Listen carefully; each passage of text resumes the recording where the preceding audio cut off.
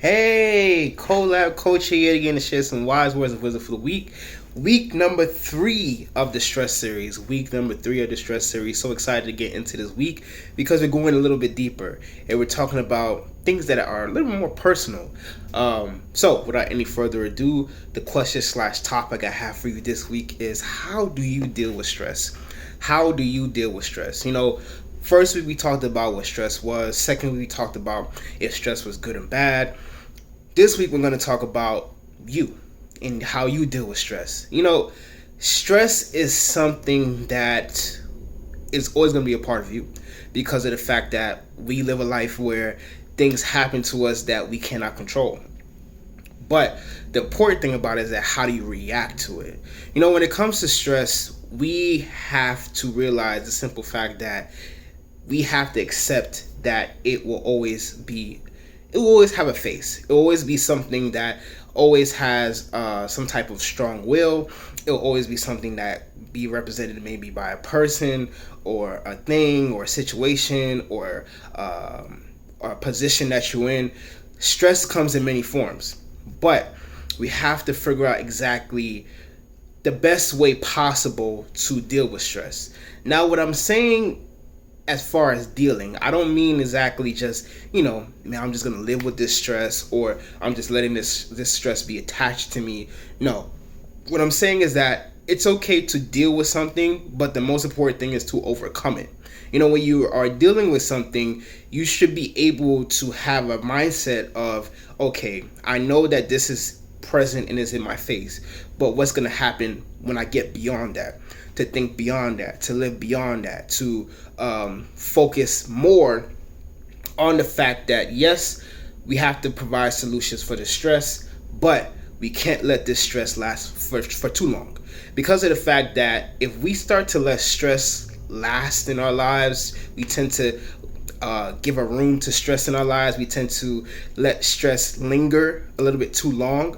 It's going to start to grow. It's going to start to appreciate its value in your life, as far as it's going to literally take up space. It's going to take up space where you can be using that same space for growth, for transformations in your life, for happiness, for love, for commitments, for peace, all that different stuff. But if we let stress, as I said, linger a little bit too long, because at the end of the day, stress is going to happen, but we can't let it linger too long, because once you do that, then it's going to start to feel a little bit too comfortable. And as I said before, we can't let stress be something that we're comfortable with if it's affecting us in a negative way. It goes back to what I said last week, that negative stress is real, bad stress is real, but so is good stress. So we have to figure out exactly how can we remove that bad stress, that negative stress from our lives, and look beyond that so that we overcome it and promote more good, positive stress in our lives. For me, what I tell people is that we have to figure out the root cause of anything. When we're figuring out the root cause of bad stress or negative stress or things that are bothering us, we have to peel back the layers like an onion. When something comes into your face, let's say, for example, your boss is hounding you at your job, as far as giving you so much task, as far as demanding so many things, we have to figure out the root cause. Is this person really out to get me? Is this person really trying to pressure me in a point where I'm trying so I can leave the job or leave the position because they don't like me? Or is that person trying to push me to be better, or push me to be a person that is not comfortable with where I am, so I can be better and move forward into the position at my current occupation? We have to figure out, is this positive stress or is this negative stress? Is this good stress or bad stress? Now, if it's bad stress, we have to figure out exactly what our next step is going to be. If you have a boss or a coworker that's hounding you, or upper manager that's hounding you, and you know that it's not good intentions, like it's not something that they want to do because of the kindness of their heart to make you become better in the company or whatever it may be, then we have to find a way to let that stress go by finding a new job, or maybe finding a new position at the place where you don't work directly with them, or you have to go higher above that person and report them, because sometimes people are going through things in their lives and they might take it out on you. Now, if it's good stress and you talk to your manager or whoever it may be and say, hey, what is going on? Why are you trying to pile this stuff for me? Is it because you want me to one day put myself in a higher position at this job? Let's find different ways and strategies to do that, because at this moment, this stress may be good for you, but it may not be good for me. Can we reorganize this in a certain way so that I'll be able to grow as you want me to, but at the same time, I don't feel like it's overwhelming?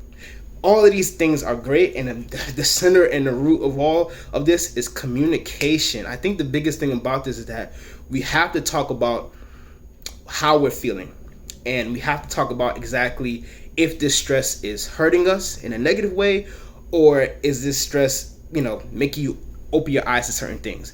Because whatever it may make you feel, either good or bad, we have to express it. We have to talk about it. Because if you're at a point where you are dealing with negative stress and bad stress, and this becomes overwhelming, and you don't talk about it, it's just gonna pile on and pile on and pile on to the point where maybe you lash out at people who don't deserve it. You may lash out at a family member, significant other, your children, whoever, a friend, whoever it may be.